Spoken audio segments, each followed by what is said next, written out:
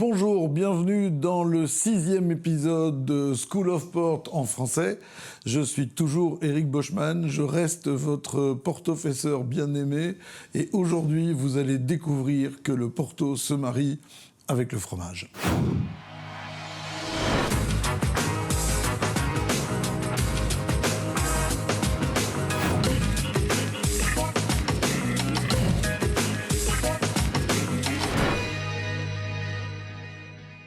Dans cet épisode extraordinaire, j'ai un invité. Oui, il en faut de temps en temps. Et comme le dit le gendarme à cheval, il y en a toujours plus dans deux têtes que dans une. Et donc je vais accueillir sous vos yeux ébahis un MOF. Qu'est-ce qu'un MOF ? C'est un des meilleurs ouvriers de France, c'est un examen, c'est pas un concours. Et un MOF fromager, il y en a peu.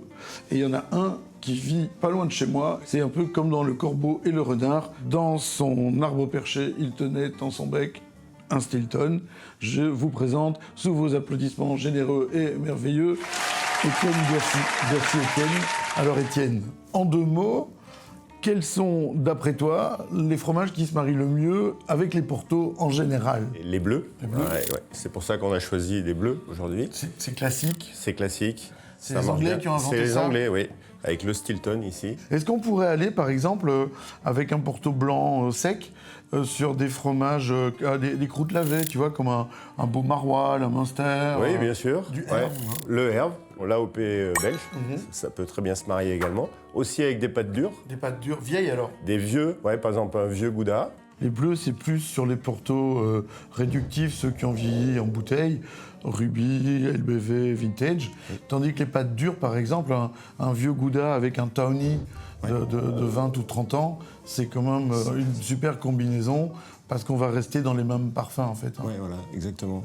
Bon alors ici dans les bleus, explique un peu, on va parler, on a 4 bleus devant nous, Ouais. des styles de fromage totalement différents. Trois pays différents. On commence par le Stilton. Donc c'est un fromage anglais qui a été créé en 1720 par un aubergiste. Donc c'est un bleu très beurré. C'est de la vache ? Oui, c'est de la vache. Est-ce qu'on voit bien tous les petits trous qu'il y a dans tous les sens ?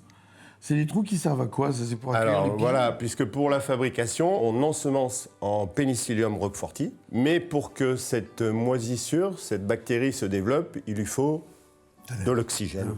De l'oxygène. C'est pour ça ensuite qu'on va piquer le fromage. Et petit à petit, le bleu va se développer de l'intérieur vers l'extérieur. Quel âge ça, un fromage comme ça ? Un peu plus de 6 mois, 6 à 8 mois. D'accord. Ouais. Et ça vit combien de temps ? On peut en avoir jusqu'à 1 an et demi ? Oui, bien sûr. Ouais. Plus le fromage va vieillir, plus il aura tendance à devenir un peu plus sec et un peu plus puissant. Un peu cassant ? Et un peu cassant. Donc ça, c'est un grand classique vintage. Ouais.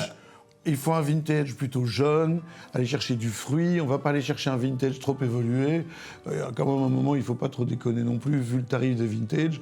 Même dans les trucs exceptionnels, on va foutre des vintage de 50 ans dans un fromage, quand même pas exagéré. Alors ici, celui qui est magnifique. Oh, mais il y a c'est normal. C'est normal, c'est un fromage belge. D'accord. Et donc c'est fabriqué par deux frères, les frères Bonen. C'est un fromage très particulier. À l'intérieur, c'est du marbre, c'est marbré, c'est magnifique. Mais c'est assez marrant parce que la croûte n'est pas tout à fait uniforme.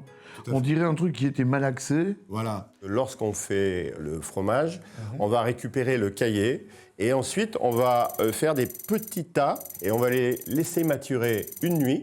On va mettre les fromages dans le moule sans presser. Le bleu va se développer très délicatement. C'est un bleu qui va être pas trop puissant. Et c'est la maturation qui fait que ça va se mettre en forme petit à Tout à petit. fait. Ouais. Donc on presse Juste par là. on presse pas. D'accord, la gravité Et naturelle. on ne pique pas non plus le fromage. Je vois, oui, il n'y a pas de trou. Ça, vu de dos, on dirait un roquefort. Et donc je te confirme, c'est un roquefort. Donc du lait de brebis. Alors la particularité, effectivement, les trois autres là, c'est du lait de vache. Là, on est sur du lait de brebis. Donc, le roquefort, c'est un fromage aussi qui est très ancien, certainement un des plus anciens fromages français. Là, la particularité, c'est qu'on a donc des cavités où le bleu va se développer lorsqu'on piquera le fromage. On voit bien qu'il est piqué.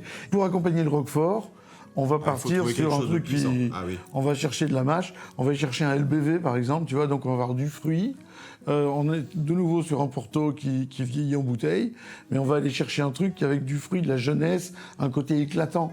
parce qu'il y a quand même dans le Roquefort, il y a de la puissance. Hein, Oui, ça, c'est le plus ça corsé de tous. bastonne, hein, ouais, ça bastonne. Oui. Tandis qu'avec le HL, on va aller plutôt sur un Tawny, à mon avis. Sur un Tawny de Fraîcheur. 30 ans, ça pourrait être sympa, parce qu'on va jouer sur le côté automnal. Tu vois, les feuilles mortes se ramassent à la pelle. Et donc, on va être sur quelque chose qui va être beaucoup plus smooth et beaucoup plus dans le côté un peu crémeux. Exact. Le petit dernier, je le connais. Ouais. C'est de la fourme d'Ambert. Yes. Ça vient du Puy-de-Dôme.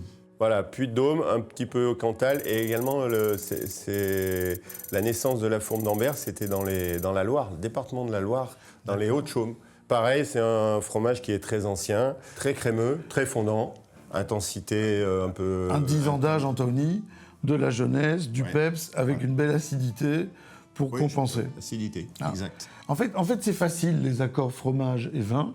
Les accords mets et vin aussi, d'ailleurs. C'est la théorie des ensembles. C'est un mathématicien allemand qui s'appelle Cantor, c'est pas une blague en plus, qui s'appelle Cantor, qui a fixé ça. C'est l'ensemble A, l'ensemble B, enfin on peut avoir un truc, et on va chercher dans l'intersection entre les deux ensembles. Dans le A, vous mettez ce que vous connaissez le mieux, le plus facilement, en général le mets.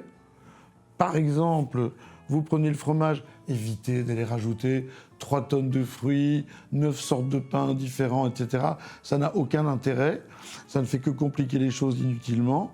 Vous mettez donc le fromage, vous pensez au goût qu'il a, et vous allez chercher un complément d'arôme, mais une opposition de structure. Donc quelque chose de gras, vous allez mettre de l'acidité, quelque chose d'acide, vous allez mettre du gras. Voilà, il n'y a pas de quoi faire C'est 350 vraiment pages. simple. Ouais. C'est bien expliqué. Ouais, c'est C'est parfait. merveilleux. Ouais, Je C'est à ça que n'aurais ça pas pu sert. dire mieux, franchement. Full of Port, ça sert à ça. Eh bien voilà, j'espère que maintenant vous savez tout à propos des fromages, en tout cas des principaux fromages qui se marient avec le Porto, les combinaisons les plus évidentes.